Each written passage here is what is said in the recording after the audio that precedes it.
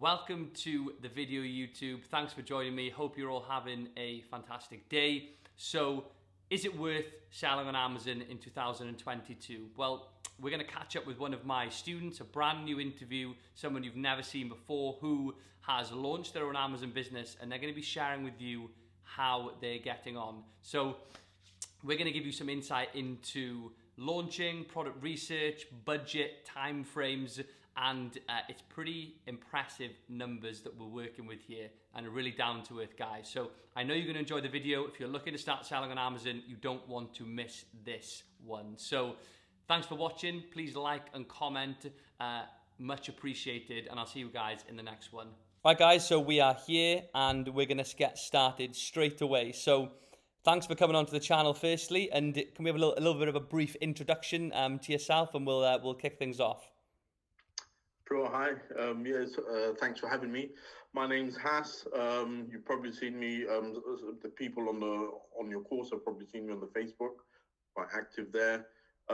So I'm Hass from London, and I started this Facebook journey in October 2018. So I don't know if I'm probably one of your earlier students. You are. You are. So 2018. So October 18, 19, 20, 21, 22. So about 3.5 years in, coming up to your 4th year. That's right. Yeah. So I've been doing it for a while, but we'll get into the details of how my journey has gone so far as we progress. Absolutely. And I suppose at the moment, just to give people a bit of an insight, you're so Hass, a member of the Elite Academy. He's actually an administrator in our mastermind group for the valued work that he puts in. Obviously an Amazon seller. So at the moment, 3.5 years in, how many products are you selling at the moment? In terms of how many actual physical products do you sell? And also, how many units do you sell roughly on average a day? We won't talk about revenue and profits yet. We'll wait until a little bit further. But just to give people an idea of the scale you're working on. Okay. Yeah. So at the moment, I'm selling one product at the moment. That's currently live. And yeah, we'll go into the history. What it is, I started in 2018. Started off with one product, which was quite successful, but then eventually I started getting lots of Chinese competitors, and they just brought the price down until the product was not profitable anymore. So what I had to do was rethink. I could see that the sales volume on my product was very good, and there was a high demand for this product, but price point was now non-profitable.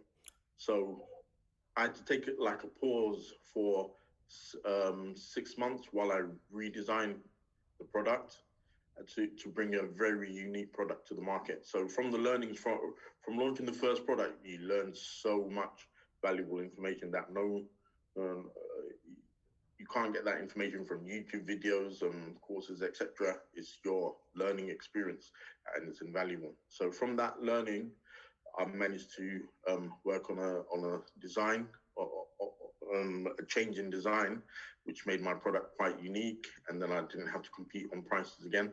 But that all took time, which added another 6 months. So initially I was selling for 6 months before my product became unprofitable. So I sold them off until I got my money back, and then I relaunched my second product, so to speak, which took another 6 months. And then the pandemic came in, which then delayed. I got one shipment in, and this new product was selling very well with very good profit margins. But then the Corona pandemic came in, and then that what's the phrase? Put a spanner in the works. That's it. So that probably delayed me by another 12 months. So 2020 was like a write-off for me.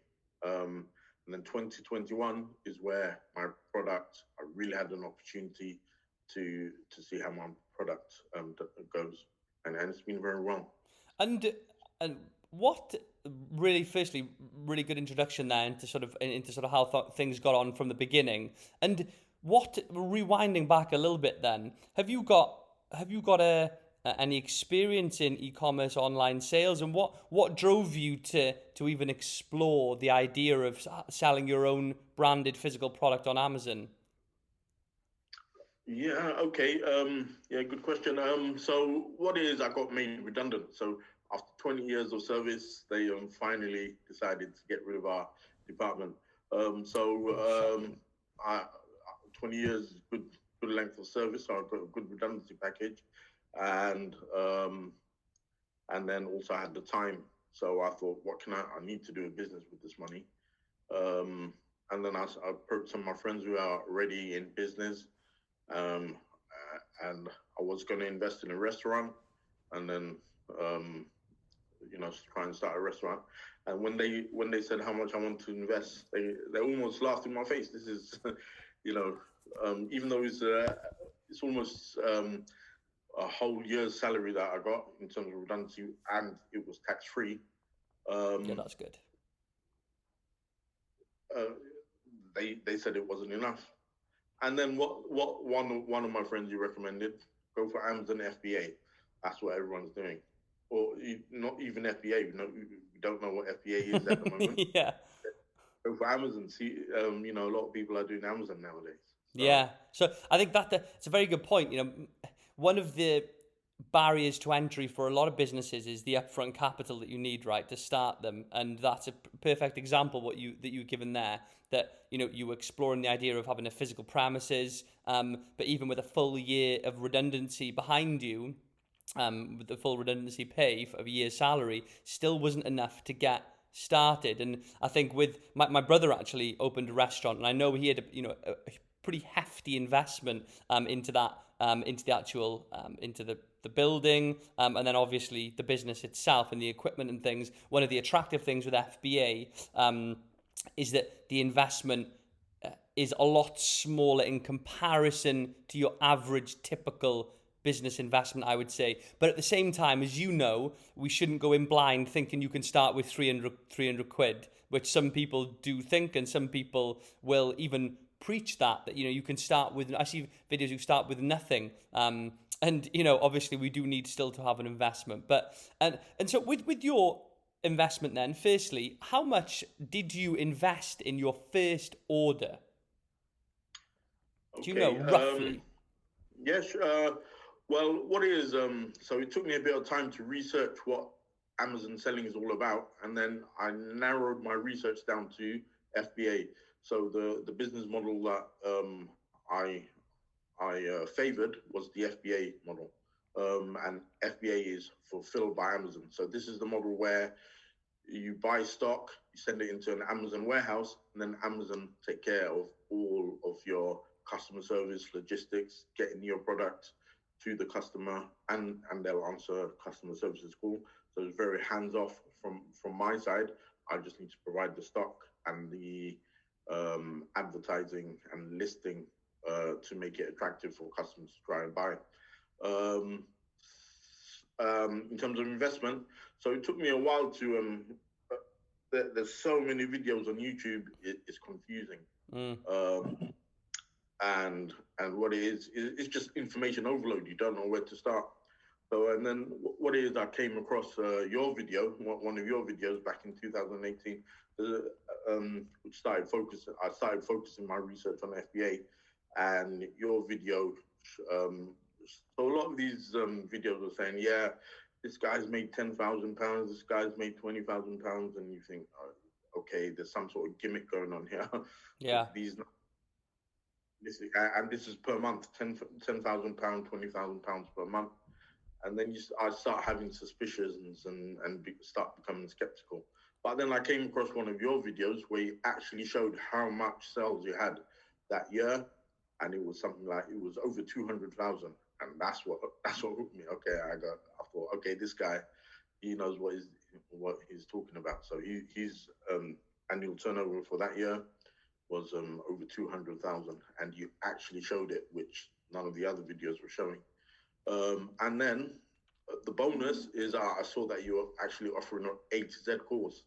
So as I said, I was getting information overload, and just put me off. How do I start? So all this took about So I got made redundant, and then it was like 15 months unemployed still, and then that was just eating away on my redundancy money, and then so I was in some sort of urgency to get this business started, and then the bonus was that you offered this A to Z course. So after a bit of questioning, we spoke online, and then I thought, okay, this sounds like the right fit for what I'm trying to do, and then we started. So by that time, I was on my last £7,000, and that is the budget that I spent on the course. Buying domain names, registering a business address, all of that was, and then my first order and samples as well. All in all, it was £7,000 for me. And I know a lot of people start lower at lower price points as possible, but in terms of my wholesale product costs and bringing it into the UK, I spent the majority of that £7,000 chunk that I had left. and how many units did you purchase them for your first order? Do you remember roughly? So, yeah, I started off with 500. Okay. 500 units. Actually, tell a lie. At the moment, it's 7,000 is what I'm currently spending to bring my units over. But at that time, it was closer to 5,000. Yeah. Okay. Yeah. For the initial startup, and like you said, it does vary for people. I've had people who've started with £10,000 and launched multiple products. I've had someone who started with £200. I think I interviewed the person who started with £200, and they just flipped and flipped and flipped and doubled it and doubled it and doubled it on a small scale to get to a point where they had 2,000 or 3,000 to make have a real shot at it, a real go at it. So everyone's journey is unique, but it's good. I think us talking now to be realistic and really, you don't want to go into this venture blind thinking that you only need a very small amount and sort of and overlook costs that you'll incur later on down the line, and you realize, God, I can't afford this. So it's really good to do research, speak to people like yourself, watch YouTube videos to try and get an understanding of what you're going to need to budget for, and that will help you when when you're moving along in the process. You don't have any surprises that you aren't able to deal with, which will then hinder your progress. So I suppose that'll be some good advice. I was going to ask you at the beginning, what would some advice be to people who are watching YouTube, people who are going to be watching this video thinking, can I do this? Is it right for me? What would some advice for those beginners be?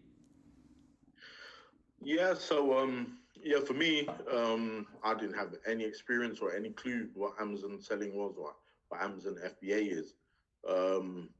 I think it's a very good business model, and on YouTube, there's so many videos that you get information overload. So what I would recommend is to find a course, do an A to Z course. And then what's really good about, I'm not intentionally plugging Dill, but Dill does mentorship course. So that's really important. So that beginning, you're overwhelmed with so much new knowledge that you need somebody to speak to that can answer your questions. Even though I found that Dill's course, the videos are really well structured and go in a nice chronological order, you still have basic questions that you didn't quite understand the concept.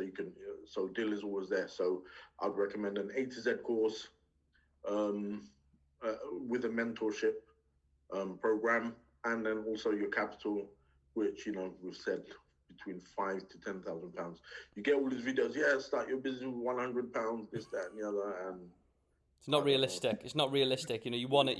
We tend to find between sort of two and four, 2.5 and 4 seems to be typical. Again, some 5, some 7, some 10. It depends on the person, but it's not realistic to go into this business model with 500 quid thinking, right, I'm all set and everything's going to go to plan, because you're going to order samples, get your images done, and before you know it, you've run out and you think, oh well, that was all a complete waste of money. You need to have a strategic approach to know what you're going to need and roughly when you're going to need it, and that's going to mean that things go smoothly. And I suppose we've touched on that budget. And did you find then in the early days, what was the most difficult for you? You know, you're giving that advice to people there, but what did you find was difficult at those stages?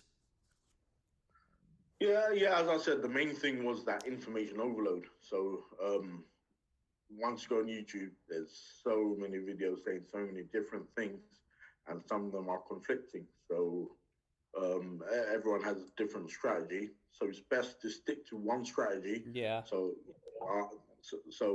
yes, get onto an A to Z course, and then that will take you step by step through what you need to do to get to selling on Amazon. Yeah, that's really good advice. I think, you know, bearing that in mind, if you're watching this video, and my advice to people as well is when you're doing your research on YouTube, just like Haas is saying here, you can get pulled in lots of different directions. And there's, you know, imagine you're at university, right? And it's hard enough listening to your lecturer try and explain to you something. But imagine you had five who were all explaining it in a different way and telling you to do it in a different way. You would never master one of them because you'd be so confused with all five. So it's really important to try to narrow down one person, whether it's me or anyone else who you think is good, and really commit to that person and commit to their strategies and way of doing things, and go with it, because you will find yourself lost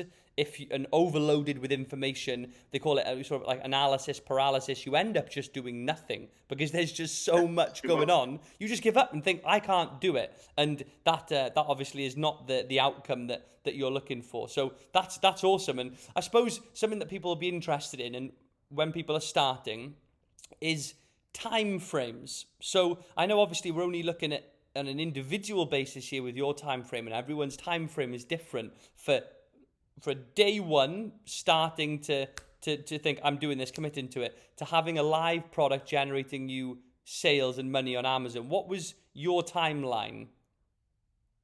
Actually, I hope I'm your quickest student to launch. I don't know. The people on the student Facebook group, let me know if you beat me. But at the moment, I think I hold that title. So I joined the course on October October the 8th, and I launched my product the following month on 27th November. So a lot of the comments that I've seen on our Facebook group is people are still looking for their product 6 months down the line, 8 months down the line. I think it's too much due diligence. Sometimes you just need to go for it. The course, it shows what criteria to use to find a successful product. So you use that criteria, you find your product, and then just go for it. There's so many questions, so many uncertainties. Going back to your earlier question, one of the difficulties, all these uncertainties, and that's one of the main ones. So actually, I got samples for a product. I think it was a running light, a chest light. That showed good sales volumes, and it was going for around £15 a unit. But then when I looked at eBay, the same product was going for like, £5 in that. So I thought, nope. eBay will just undercut me. But actually, I found that's not everyone who shops on Amazon shops on eBay. So it could still have been a viable option. But at the time, I didn't know all this. So I looked for a different product. And then when I done my due diligence, and one of them includes checking eBay, this same unit was actually selling for more on eBay. So I thought, okay, so this one sounds more viable. What I did though was something naughty because I was so eager to launch. My money was running out, and I'd already ordered hundreds of dollars worth of samples. I didn't buy a sample for my second product, which is a big no-no. I would not do that. What I did was I bought the product from Amazon UK, and then I thought, okay, yeah, this looks good. And then I found a supplier in China, and then I ordered it. So the photos looked, exactly the same, and I just ordered my first batch. Lucky for me, the product that I ordered was actually better than the guy that was selling in the UK. So my point is, you have to buy a sample to understand what you're buying, because um, the variations from different factories in China is, quite high. Um, you have to buy the sample to understand what you're actually buying. In terms of quality, the product quality might be so different. The pictures all look the same, but yeah, you have to have a few samples to understand which one is good quality, and meet your criteria for the product. Yeah, that's very good advice. I think touching on the first thing that you said, um, we're not saying to people who are watching this, we're not saying don't do your due diligence. We're not saying don't be thorough with your product research. And, we're not saying not to be careful with the product that you choose and to be confident with it. But people have got to accept there's always going to be a degree of doubt, an element of, is this going to work? Is this the right product? Is this the perfect product? And if you let those thoughts that are going to compromise you being able to commit to the idea, you are going to end up going round in circles for an infinite amount of time. You might overlook a few people will message me after sort of 6 months and say exactly as you said, but I've looked at loads of products, I can't find the right one. And very often they've never actually sent a product idea to me. And I'll say to them, look, can you send me a couple of these ideas that you've discounted as being bad, and let me have a second look at them, because they've sort of they're so thorough that they haven't even let me have a look at them. They've just said nope, in the bin. And so many times we've picked up those products from the bin and they've actually had really good potential, because a lot of people, they do a lot better than they think with their product research. They don't, a lot of these people who are really careful actually have the best ideas, but never really end up pursuing it because they're just too thorough. They don't do it. They question things too much. And when I revisit the products, we often find that they're actually really, really good. So that's a really good piece of advice. Yeah, one thing I'd like to point out with any business, it's a risk. You're not guaranteed to make money. You're not guaranteed to make profit. So you have to have in mind that you could lose that money. Yeah. So that's the mentality you need to have. Otherwise, it's just going to hold you back. Oh, I'm going to lose my money. You need to say, okay, yeah, if it goes, it goes. But yeah, you need to make that first attempt and go for it. And that's the only way you're going to find out if you're going to be successful or not. Yeah, I agree. And, having the concept of like a perfect product, it's not a healthy mindset to be looking for the perfect product. Look for a viable product. Your camera's gone off, by the way, sorry, on my side. Oh, it's gone. That's it. Back now, is it? There we are, it's better.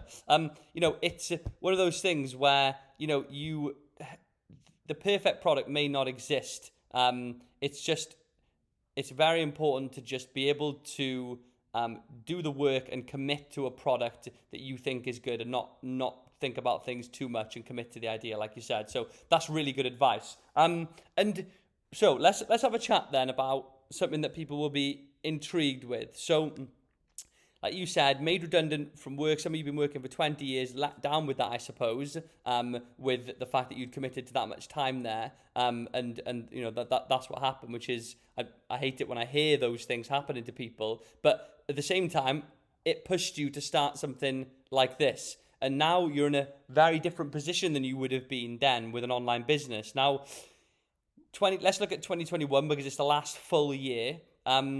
What was your revenue in 2021? And not just revenue, because although revenue is important, profit is also very important. So how are we looking for last year?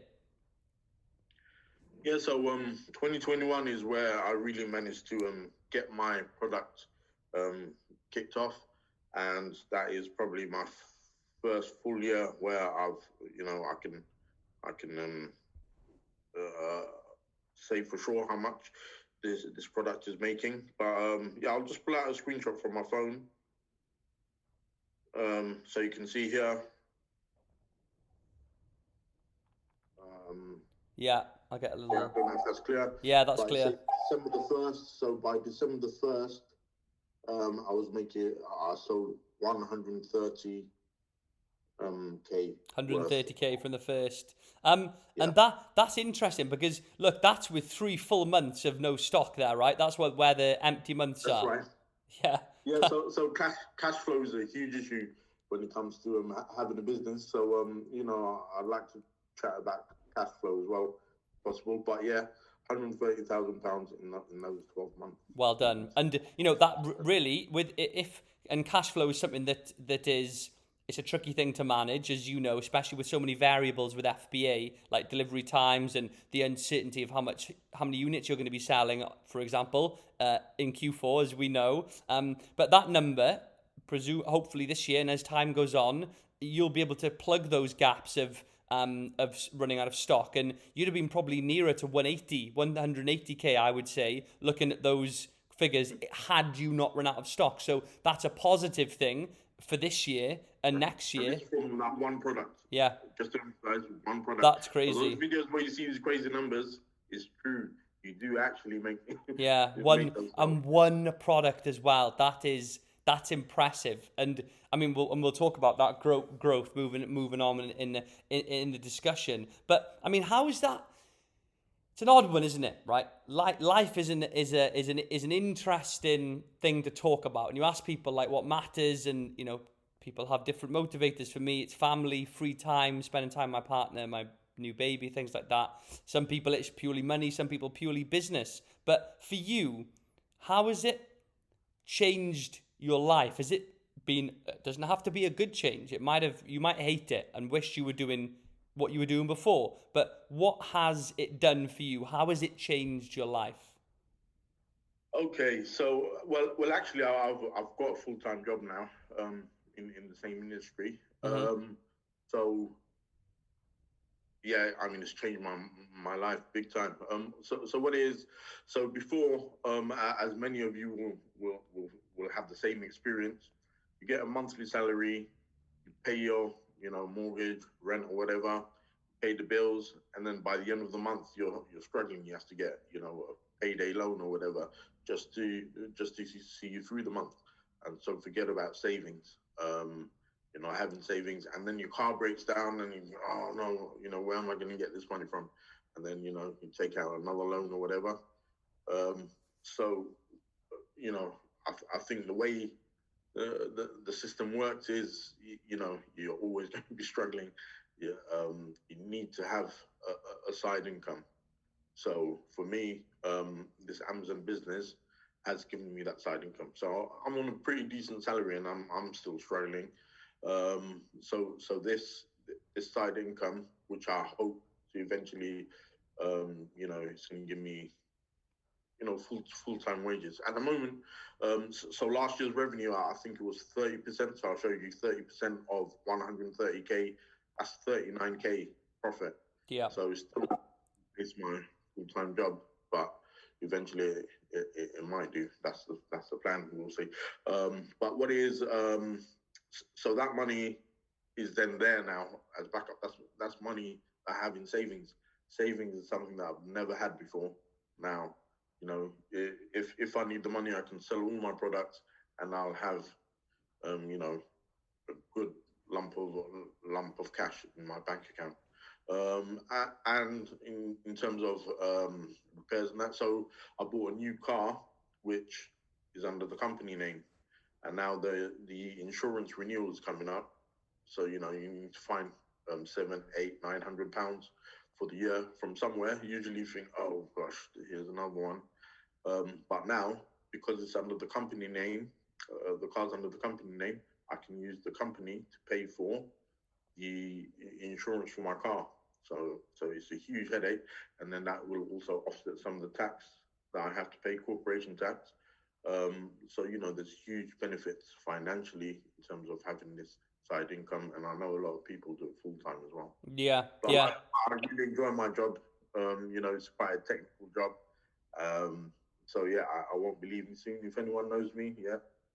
I'm still there. Yeah, I'm staying. I'm here for the long haul. And no, that's a good point. And I mean, it sounds like, and exactly, I can resonate with what you said there. Back in 2016, I was living in my parents' house, 24 years old, living in my parents' house, working as a teacher, and same as you, you know, even with a super low rent that I had living with my parents, you know, they charged me £200 a month, so not a realistic rental outgoing per month. So, and I was still struggling, and it was the same as you. You know, I'd end up with £100 at the end of the month, and that would be spent on something like for the gym or some clothes, or maybe going away for one night away. And there was the prospect of having things in the future, things like stability, like a house and things like that, didn't seem within reach. And, you know, working very, very hard at that point with my teaching work. And I think similar to you, I can resonate with that it changed my life in the respect that all of a sudden I had savings, I had money to put towards a deposit for a house. You know, I bought my first house 2 years after starting my FBA business. I wouldn't have been able to do that without some of the savings that I was able to take out. So yeah, and a lot of people will resonate with that as well. So mainly positive then. What would you say myths about FBA? A lot of people throw a lot of things around about Amazon FBA. Do you think is there any myths that you know of that we can bust right now? Yeah, the numbers just seem so unrealistic. When you see these figures bandied about, you think, no chance, this is all some sort of gimmick. But as you've seen from my screenshot as well, you know, 130,000 in 1 year from one product, you know, it's insane. Yeah. So that I think is the biggest myth that needs to be busted, because when you see these figures, you think it's unrealistic and you think you're getting played. So those numbers are.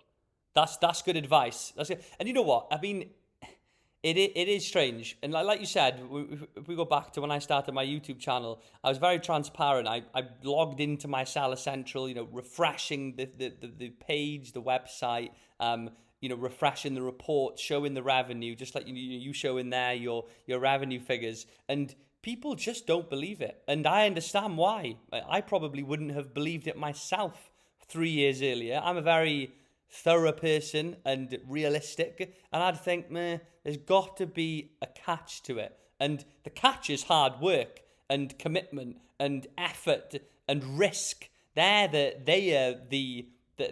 the catch. You know, it isn't easy. It isn't easy. The process isn't crazily complex, but it takes work, and there's lots of things to juggle. That's what the catch is. It isn't, you know, and there's new skills. There's so many new skills, but you know, I feel proud of that as well. Yeah. Because you become an exporter. I wouldn't have dreamt of, importer. Yeah. Importing goods from a different country. So you learn all of that. You learn about what else can I say? Building a brand, of course, building a brand, the images that go with it. But yeah, building a brand is a nice strategy that we have on Build's course, yeah, which I really liked. And yeah, that's what it's all about. I think building that brand and everything, e-commerce that comes with it. Yeah, it's got to be an attractive offer, right? We're creating an irresistible offer for people. We want to be chosen out of X amount of competition. Your product needs to be the best. It needs to be the most attractive, and we need to learn how to do that. How do we bring a product to market that will make £130,000 a year in sales? You know, how do we do that? And there are methods in place to maximize the chances of you being able to do that. And that's where self-development and learning comes in. And like what you mentioned there, Haas, is just the process of importing, learning how it works, learning how to build a brand, learning about finances, having an accountant, things like that.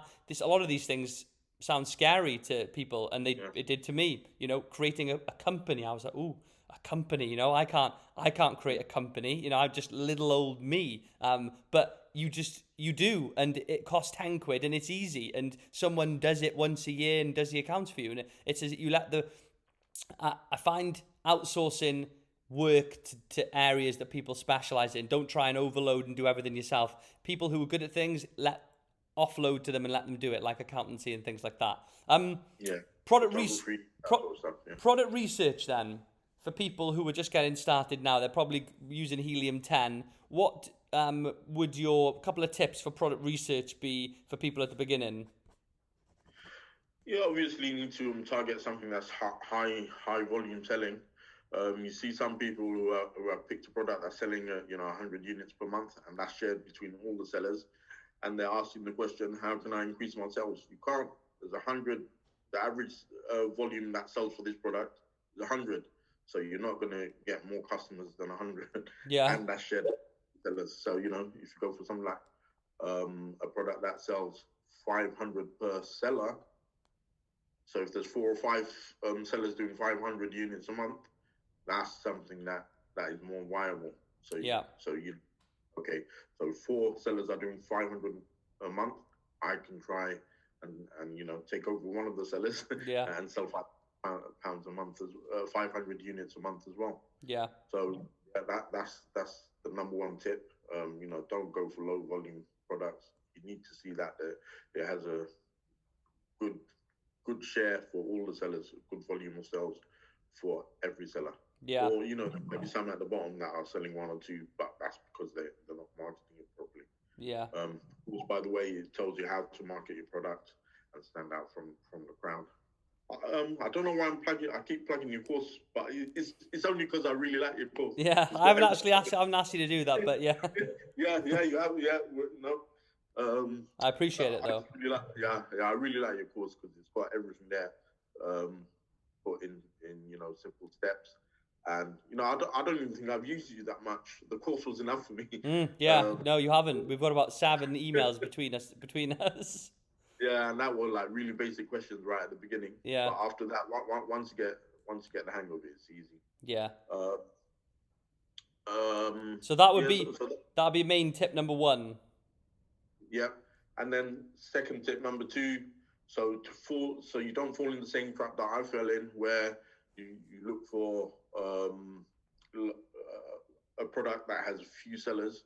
So my initial product, I only had 3 sellers, and then I launched in November, and then by January there was about 20-30 odd new Chinese sellers, and they were all selling at a ridiculously low price, and that's why my product became unprofitable. So how to avoid that? You need to differentiate. Again, I keep referring back to Dill's course. He said differentiate. I didn't really know what that meant. Okay, so you might sell a cup and then add a coaster. So, that's how you differentiate. So you've added a free coaster, and your product is now unique and different from what everyone else is selling. But for me, it's not just adding a freebie or something. A coaster is going to cost you wholesale 2p or whatever. Just add it. That's one way to differentiate. But to really stand out, you need to have a different design. So, what you can look at, for example, on Amazon, you see what do other people buy with this product.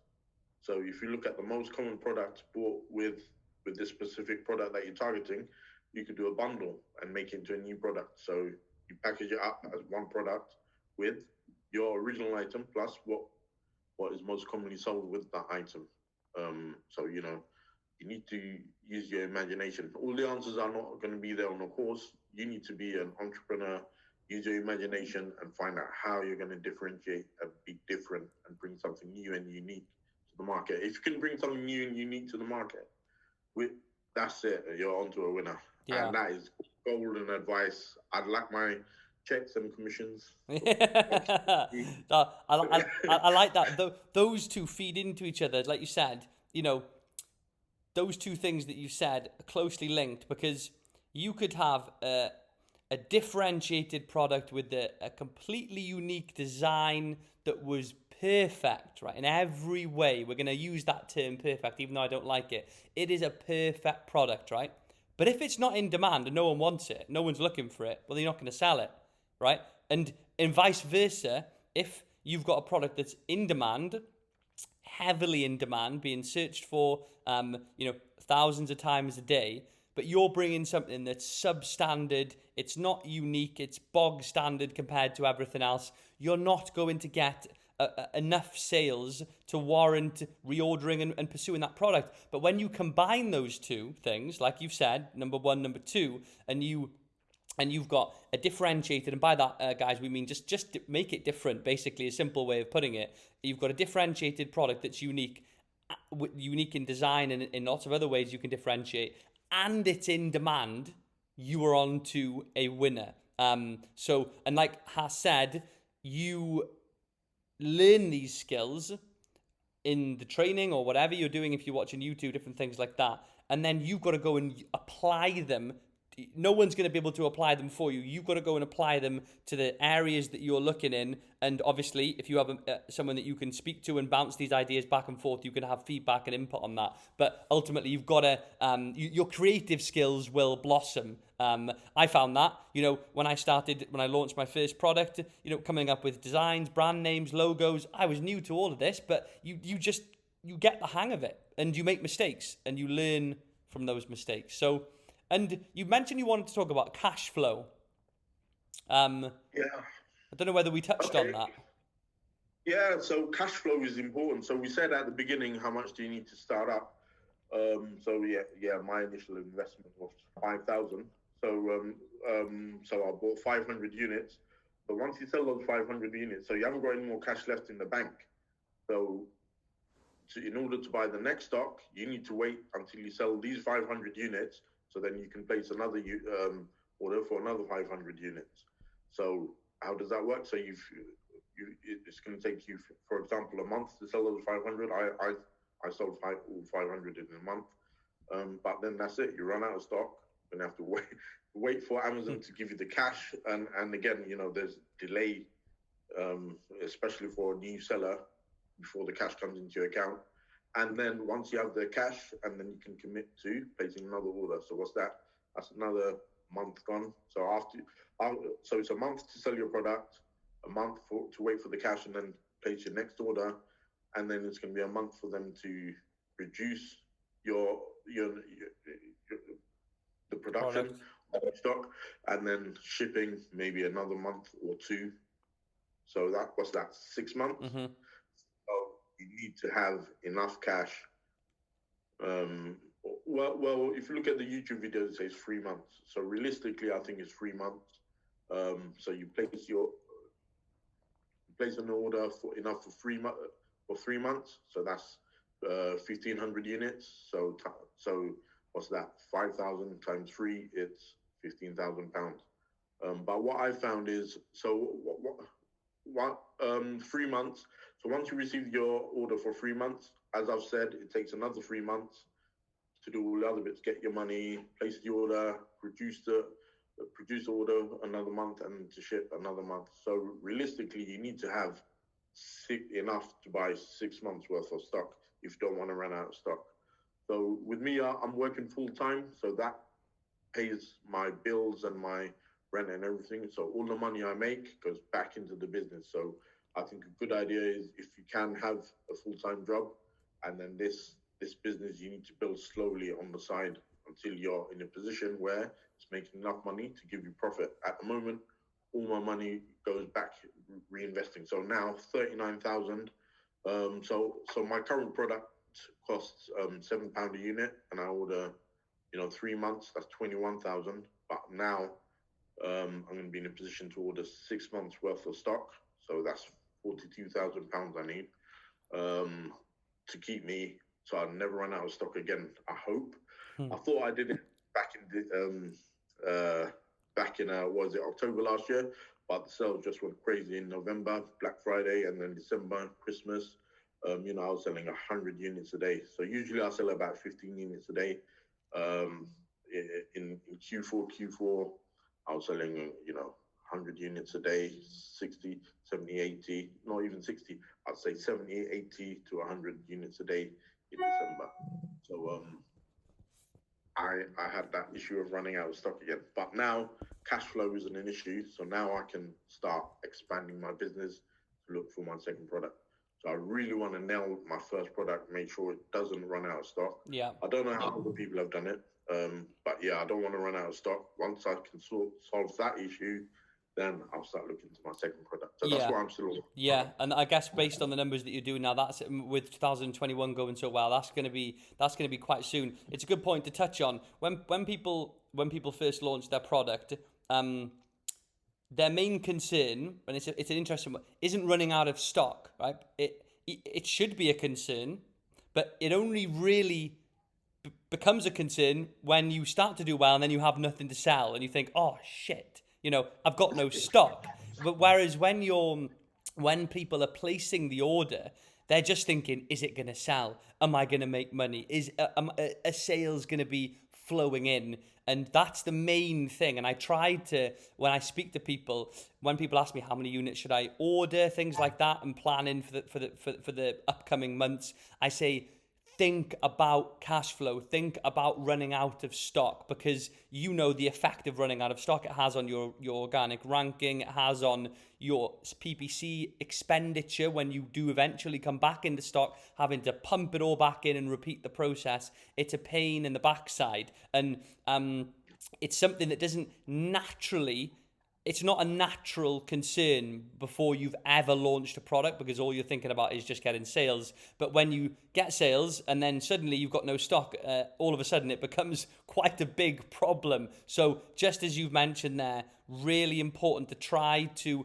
anticipate monthly sales, your lead time for your orders, and have an idea of how much you'll need and when you'll need it, and how long will you last with the stock that you've got. And like you mentioned there as well, Haas, your 39,000 in profit, right?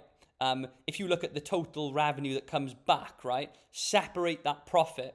A lot of the revenue that comes back is going to be able to rebuy the amount that you'd already had. So let's say you were ordering 4,000 at a time. You are able to do that with your revenue return, because it's just paying you back for how much you paid for the goods.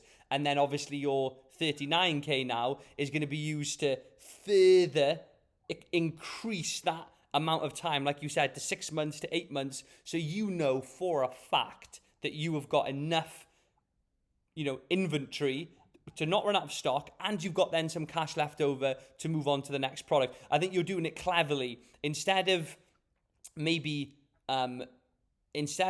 not worrying about cash flow and stock and thinking, I'm just going to keep the order amounts as they are, and I'm going to invest 20k into a new product or 10k into a new product. You don't want to jeopardize your growth of this product. That's right. You don't want to jeopardize that. You're good. You don't want to jeopardize how well product 1 is doing by jumping to number 2 too quickly. Good way of putting it. Right. So that's really good advice. Some people do launch multiple products, but yeah, you need a huge investment for that to be able to. But yeah. I haven't actually spoken to you about how to launch the second product. I think you'll just have to accept the fact that you run out of stock on the various products. I couldn't think of any other way to do it unless you take out a loan, which I'm not doing at the moment. I'm not into taking out loans. No. There's risk involved. If your product isn't successful, you have to take the hit rather than get into debt. That's my philosophy. Yeah. The second product, again, there's a lot of variables as to how and when you can launch that second product, but time is something that is on your side. You've got to go through the motions. You've got to likely run out of stock and go back into stock, reinvest profits to increase the amount of time that you're in stock until you've got leftover profits to move on to product 2 without jeopardizing number 1. For some people that takes 6 months. For some people, they've already got the capital and they just do it straight away because they see that it's working and they've got a spare $4,000 lying around and they go for it. And yeah, it's different for everyone. But for you now, I think you'll really come into your own this year. This year goes like last year. Suddenly you'll find you've got a big old chunk of money sitting in the bank doing nothing. And that's one thing that I want to mention now, guys, especially with the inflation at the moment and the fact that there's so many things you can do with your money. And sitting in the bank, you are losing money. If you put money in the bank, right, and do nothing with it for 10 years, you've lost money because interest rates are low, inflation is high. At the end of the 10 years, you can't buy what you would have bought with it 10 years prior to that, and it's worth less. You've lost money. Whereas if you invest that money into whatever you do, whether you put it into a pension, whether you put it into a product, for example, I recently bought a house to let out, got some awesome tenants in there, and it cost me about 25,000 to do that. Now, a year on, right, instead of sitting here with 25,000 sitting in the bank, I'm sitting here with 25,000 sitting in a house, still there, it's not gone anywhere. The house has gone up about 30k in value, and I've got an income of about £400 a month from it. Now, compare those two things. Sitting in the bank doing nothing, it would still be doing nothing now, or doing something clever with it, just like a product. And what you this year with what you're doing, any leftover cash that's sitting there, and when the pot starts to build up, that's when it's time to move on to product number 2 or move on to venture number 2, whatever it will be. But strong advice to people would be, don't let money just hang around sitting in the bank. Look for clever things to invest it in, to give you a good return, and rather than it just sitting there with doing nothing, basically becoming less valuable. So that's a good point. Now, Has, I guess we'll move towards one of the last things I wanted to ask you, which was, what are your plans for the future with this business and yourself? Yeah, I think I've already explained some of it. So now my cash pot is building up, and then very soon I'm going to launch my second product. And my plan, actually, so at the moment I'm renting, so it's very important. Why are you doing this? You need to have targets. If you don't have targets, you ain't going to have that enthusiasm, that drive to build that business and make it very successful. So my ambitions are quite high. I live in London. I need to make £1 million. That's standard price for a 3-bedroom house in London. Well, okay, in some areas, not everywhere. You can still get some for about 600,000-700,000. But yeah, I'm still renting. I need to buy a house. I'm getting on in years now, so I need to leave something for my kids. My target within the next 3 years, I want to be on 10 products. So at the moment, and now the cash is building in my account now. So after 2018, so 3 years. So after 3 years, 1 year was a write-off. So I'd say in 2 years, I'm in a position now to start building that cash now. I think I'll have £1 million by 3 years. You can do it. You've done it with one product. You know how it works. You have obviously mastered the area of your niche that you're focusing on with your product. And like you said, it's about scaling the brand, right? And one thing I can say to you, Hassan, and from my own experience and the work I do with members, you often, when you're with FBA, some people see quick growth, some people see slow growth over time. No, it's either route is fine and it's normal. But what tends to happen is when you have a year like what your year went last year, suddenly, all of a sudden, you'll just find things just start to go crazy, and you're like, oh my God, this is really working fantastically well. You've got the cash flow. All of a sudden, you know what product you want to launch for a number 2 and number 3. And all of a sudden, we'll be talking in a year and you will be here with 5 products, and having that positive mindset's an important thing, and the work ethic to go with it. So it's good. It's good to hear with you with those ambitions and aspirations. But I want to say thank you, really, for coming on to the channel, sharing your very authentic journey and experience with people, giving the advice that you've given. It's really helpful for me to have awesome content on the channel, and this is exactly what that is. And I know it will be a lot of help to a lot of people. Yeah, and thank you. It's been a pleasure. Yeah, awesome. Tell my journey. Yeah, I haven't really told anyone my journey before, so Yeah. it was nice. Well, what we'll do, we will, right? Because it's already been 4 years, right? And where the hell have those 4 years gone? I don't know, right? But like this, it'll be another 4 years. And I'm going to make a bold prediction that in 4 years, we're going to be talking again, whether it's on YouTube or whether it's just on Zoom or via our mentorship that you've still got access to, you'll be doing $1 million a year. I'm confident that you will, with the attitude and mindset that you've got and the success you've had so far with your product. So good luck with it. And we'll catch up again in the future. Brilliant. Thank you. Right, let me